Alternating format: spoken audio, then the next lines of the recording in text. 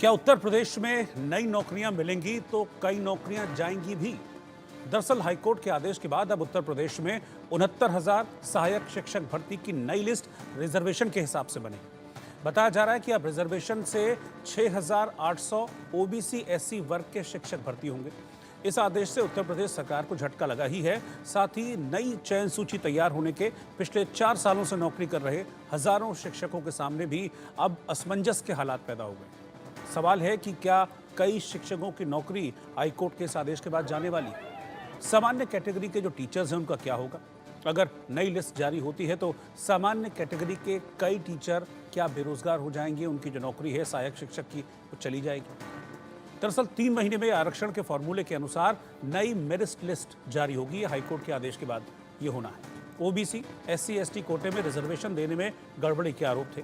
आरोप है कि कट ऑफ मार्क गलत तरीके से तय करने से ओबीसी का हक मारा गया है। याचिकाकर्ता की तरफ से कहा गया था कि ओबीसी को 27% आरक्षण है, जबकि सिर्फ 3.86% आरक्षण ही मिला। याचिकाकर्ता का यह भी कहना था कि 18,598 सीटों में से ओबीसी को सिर्फ 2,637 सीटें ही मिली, यानी कि 2,637 नौकरियां ही मिली। याचिकाकर्ताओं का कहना था कि ओबीसी तकरीबन 29,000 अनारक्षित कोटे से नौकरी पाने के हकदार थे। एससी वर्ग को भी 21% की जगह सिर्फ 16.6% आरक्षण दिए जाने का दावा किया गया, जबकि यूपी सरकार का यह कहना है कि 31,000 ओबीसी वर्ग के लोगों की नियुक्ति हुई है इस शिक्षक भर्ती में। लेकिन अभ्यर्थियों की ओर से दावा यह किया गया कि 69,000 शिक्षकों की भर्ती में करीब 19,000 सीटों का घोटाला हुआ है। इस भर्ती के लिए अनारक्षित की कट ऑफ 67.11% और ओबीसी की कट ऑफ 66.73% थी। यहीं से यह सवाल उठा कि 69,000 भर्ती में आरक्षण नियमों को लेकर अनदेखी की गई। बेसिक शिक्षा नियमावली 1991 का पालन ठीक तरीके से इस शिक्षक भर्ती में नहीं किया गया। छात्रों का कहना था कि इस नियमावली से साफ है कि कोई ओबीसी वर्ग का अभ्यर्थी अगर अनारक्षित श्रेणी से कट ऑफ से अधिक नंबर हासिल करता है तो उसे ओबीसी कोटे से नहीं, बल्कि जो अनारक्षित यानी कि अनरिजर्व जो कोटा है वहां से नौकरी मिलेगी। यानी कि वो आरक्षण के दायरे में उसे गिना नहीं जाएगा। भर्ती ओबीसी की होगी, लेकिन वो रिजर्वेशन के तहत नहीं बल्कि अनरिजर्व के तहत उसको माना जाएगा। इसके बाद से 69,000 शिक्षक भर्ती का पेंच उलझ गया।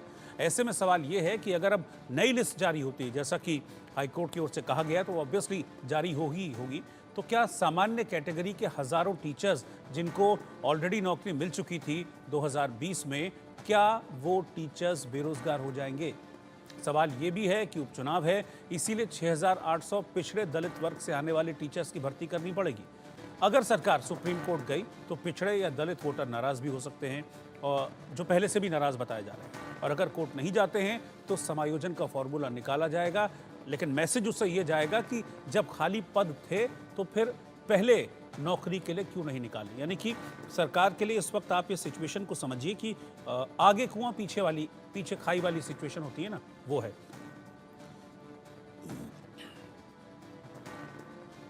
70,000 शिक्षक भर्ती को लेकर इलाहाबाद हाईकोर्ट की लखनऊ बेंच ने फैसला सुनाया है।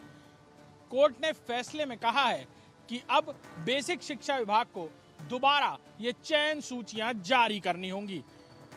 3 महीने का वक्त दिया गया है बेसिक शिक्षा विभाग को, जो नए सिरे से इस चयन प्रक्रिया को पूरा कर दोबारा ये रिजल्ट जारी करेगा।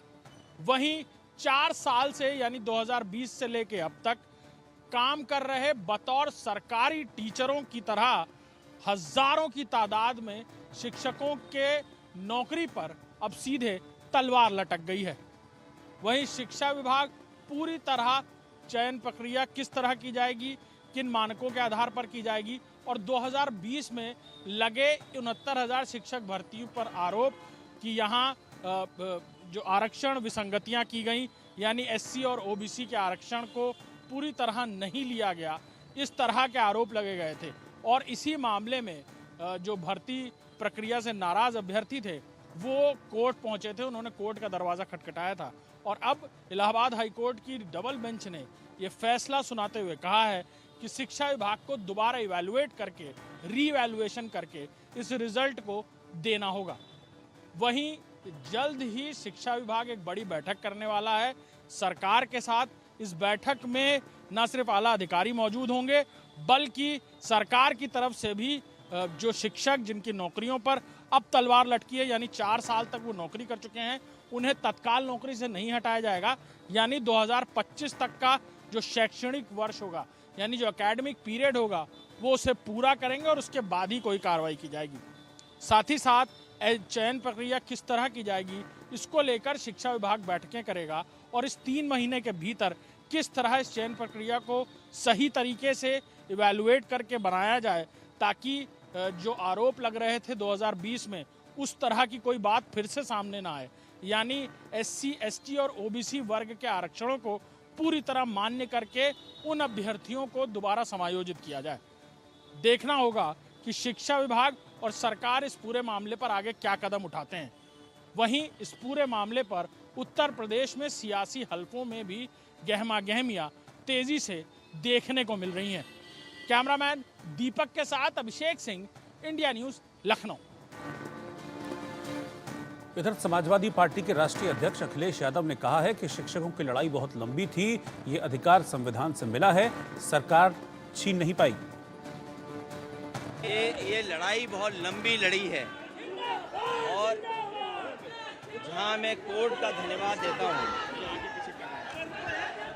कोर्ट ने संज्ञान लिया, कोर्ट का धन्यवाद देते हैं, वहीं सरकार को भी अधिकारों को नहीं छीनना चाहिए। जो अधिकार संविधान से मिले हैं, उन अधिकारों को सरकार न छीने और जो 3 महीने में मुझे उम्मीद है जो संघर्ष रहा है पिछड़ों का, वो कामयाब होंगे। अब ये अच्छी बात है कि हाईकोर्ट के इंटरवेंस की वजह से अब ये भर्तियां फिर से होंगी और जो जिसको हक, सम्मान और अधिकार मिलना चाहिए, जो संविधान के माध्यम से, हमें पूरी उम्मीद है कि इस बार इतने लोगों पे डंडे और लाठियां बरसाई गई, तो ये सभी उन सभी की जीत है और ये पूरे प्रदेश की भी जीत है, क्योंकि कहीं ना कहीं एक उम्मीद जागी है। इधर बीएसपी चीफ मायावती ने 69,000 सहायक शिक्षकों की भर्ती के लिए नई चयन सूची जारी करने के हाईकोर्ट के आदेश का स्वागत किया है। मायावती ने कहा कि हाईकोर्ट के फैसले से साबित होता है कि राज्य सरकार ने अपना काम निष्पक्षता से नहीं किया। ये ट्वीट करके मायावती ने दरअसल निशाना साधा है प्रदेश सरकार पर और हाईकोर्ट के फैसले को सही बताया है। इस बीच डिप्टी सीएम केशव प्रसाद मौर्य ने इलाहाबाद हाईकोर्ट की ओर से शिक्षक भर्ती की पुरानी मेरिट लिस्ट को रद्द किए जाने के फैसले का स्वागत किया। उन्होंने सोशल मीडिया साइट एक्स पर लिखा, शिक्षकों की भर्ती में इलाहाबाद हाईकोर्ट का फैसला सामाजिक न्याय की दिशा में स्वागत योग्य कदम है। ये उन पिछड़ा और दलित वर्ग के पात्रों की जीत है जिन्होंने अपने अधिकार के लिए लंबा संघर्ष किया। उनका मैं तहे दिल से स्वागत करता हूं। इधर बेसिक शिक्षा विभाग